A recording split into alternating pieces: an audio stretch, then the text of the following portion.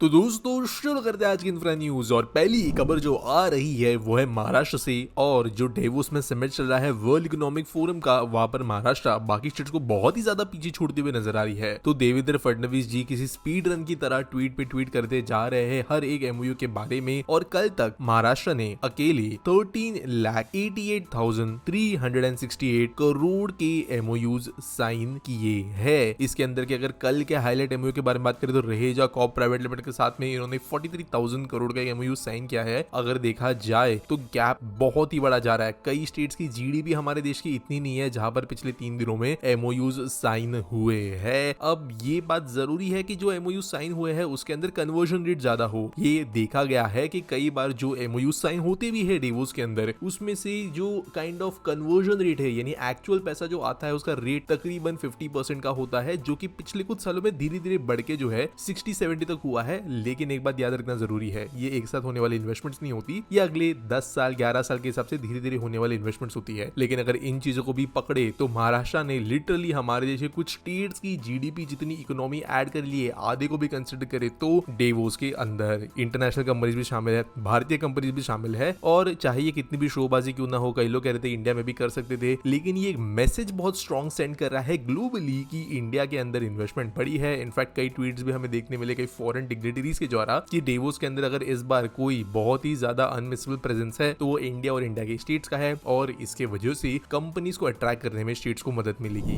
अगली खबर दोस्तों आ रही है वेस्ट बंगाल से, जहां के मालडा से ये खबर आ रही है कि एक मेजर पुश दिया जाने वाला है इंफ्रास्ट्रक्चर और सोशल वेलफेयर को, जहां पर सीएम ममता बनर्जी के द्वारा इनॉग्रेट किए गए हैं 123 डेवलपमेंट प्रोजेक्ट और फाउंडेशन स्टोन लिए किए गए हैं फॉर 76 अदर प्रोजेक्ट्स। तो यहाँ पर मेजरली प्रोजेक्ट जो इनॉग्रेट हुए वो 1211 करोड़ के प्रोजेक्ट थे, और 334 करोड़ रुपीस जो है वो कंप्लीट होने के लिए जो स्टार्ट हुए प्रोजेक्ट्स है उनके लिए है। यहाँ पर अलग अलग छोटे प्रोजेक्ट्स है, स्कूल चिल्ड्रन प्रोजेक्ट्स कुछ थे, असाइलम प्रोजेक्ट है, कुछ सरकारी वेलफेयर प्रोजेक्ट्स थे जिसके बारे में डिस्ट्रीब्यूशन किया गया अलग अलग चीजों का। तो इस टाइप के ये प्रोजेक्ट्स है। इसके अलावा इंफ्रास्ट्रक्चर भी है, जहाँ पर वाटर रिसोर्सेज के ऊपर कुछ प्रोजेक्ट इनॉग्रेट किए गए, कुछ ग्राउंड वाटर बेस्ड प्रोजेक्ट है, कई जगह पे रोड रीसर्फेसिंग प्रोजेक्ट्स है। इसके अलावा मालदा के अंदर मैंगो और सिल्क का प्रोडक्शन बहुत ज्यादा है, तो इनको इंटरनेशनल मार्केट्स में ले जाया जा सके इसके लिए भी कुछ प्रोजेक्ट्स अनाउंस किए गए हैं। तो यहाँ पर वैसे देखा जाए तो प्रोजेक्ट्स छोटे छोटे हैं लेकिन इंपैक्टफुल है, ग्राउंड पर रहने वाले लोगों को मदद करेंगी। अगली खबर फिर से वेस्ट बंगाल से आ रही है, जहाँ पर सिंगूर में एक बहुत इंपॉर्टेंट काम बंगाल गवर्नमेंट करने वाली है।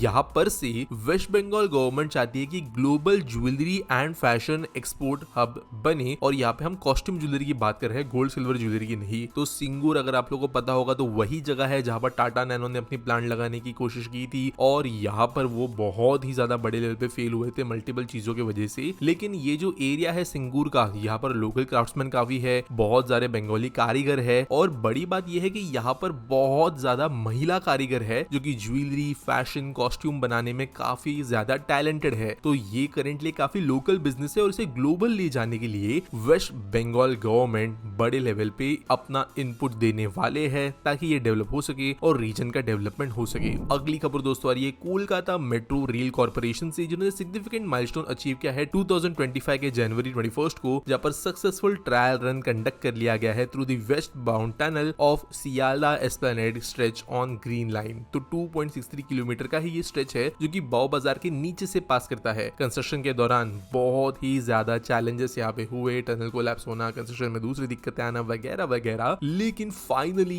ये ट्रायल रन कर लिए गए हैं, जिसके बाद में होपफुली पैसेंजर ऑपरेशंस भी जल्द शुरू हो सकेंगी। अगली खबर दोस्तों ये मुंबई के वेस्टर्न रेलवे डिवीजन से, जहां पर एक मेजर ब्लॉक लिया जाने वाला है 24th and 25th of January को, जहां पर 127 लोकल ट्रेन ट्रिप्स कैंसिल की जाएगी। तो यहाँ पर एक मेजर ब्रिज है माहिम और बांद्रा के बीच में जो बहुत पुराना है, इसका रिकंस्ट्रक्शन किया जाना है, जिसकी वजह से एक दिन के लिए 2 लाइन्स अवेलेबल ही नहीं होगी, जिसके ऊपर से ब्रिज जिसके नीचे से ब्रिज गुजरता है वो वाली। तो इसकी वजह से ये सर्विसेज कैंसिल कर दी जाएगी। वैसे 60 सर्वम सर्विसेज को पार्शियली भी कैंसिल किया जाने वाले, इसके अलावा यानी कि वो शॉर्ट रनिंग में कट कर दी जाएगी वगैरह, लास्ट स्टेशन तक नहीं पहुंचेगी, पहले ही रोक दी जाएगी, चाहे वो बांद्रा की तरफ से हो या माहिम की तरफ से। अगली खबर दोस्तों आ रही है बिहार से, जहां पर एक 9.09 किलोमीटर का एलिवेटेड रोड बनने वाला है to boost its infra connectivity on the road side. तो बिहार गवर्नमेंट ने ये रोड प्लान किया है सरिस्ताबाद से लेकर एम्स पटना के बीच में, और ये जाएगा न्यू बाईपास तक, और Bihar state road development corporation limited इसको बनाने का काम करेगी, और इसका DPR ministry of road transport and highways को सबमिट भी कर दिया गया है। 13 बिलियन रुपीस का ये प्रोजेक्ट है और ये 4 लेन का एलिवेटेड रोड होगा। इसके वजह से उम्मीद ये है कि गया की तरफ और बाकी जो दूसरे जगह पे जाने वाले कम्यूटर्स है उनको बहुत ज्यादा राहत मिलेगी पटना के मेन ट्रैफिक से। अगली खबर दोस्तों, और ये मेरठ से, जहां पर union ministry of road transport and highways के द्वारा अनाउंस किया गया है 30 किलोमीटर लंबा southern bypass to ease traffic